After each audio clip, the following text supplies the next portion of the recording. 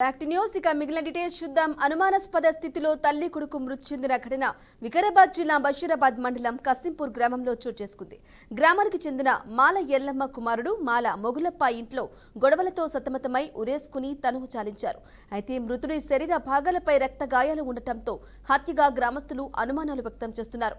మొగులప్ప గ్రామంలోని పారిశుద్ధ్య కార్మికుడిగా పనిచేస్తున్నాడు. మొగులప్ప భార్య రేణుక గత కొన్ని రోజులుగా ఇంట్లో పలు విషయాలపై గొడవ పడేవారు.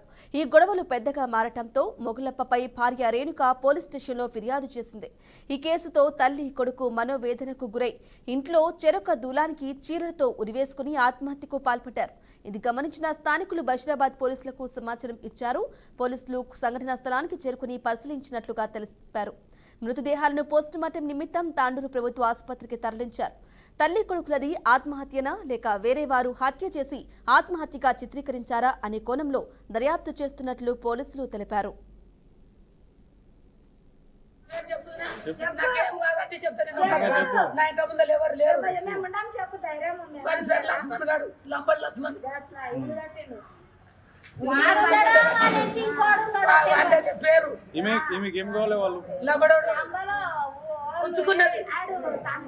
ఉంచుకున్నది కుల్ల చెప్తా కూడా ఇంకిద్దరు ముగ్గురు ఎవరిని కాయలు కట్టుకుంటుందో వాడిని పని చేసి ఆయన కొడుకు తింటున్నాడు. వారికి నేర్పి పోలీసుల సైడ్ లో పెట్టుకున్నారు. మరదలకి దానికి శిక్ష పడాలి. మరదలకి శిక్ష పడాలి. నాత మా అప్పకు బతికిన మా అప్ప కూడా ఆయనకి ఇట్లా నెత్తి మీద పులుసు పోసింది.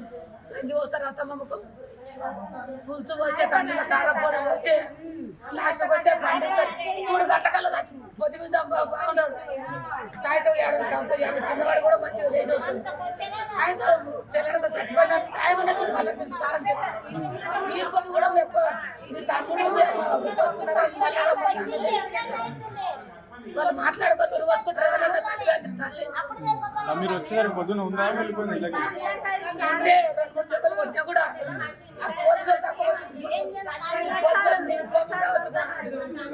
తల్లి ఉన్నది ఒక్కడి అయితే నీకు కూడా దుఃఖం వస్తుంది.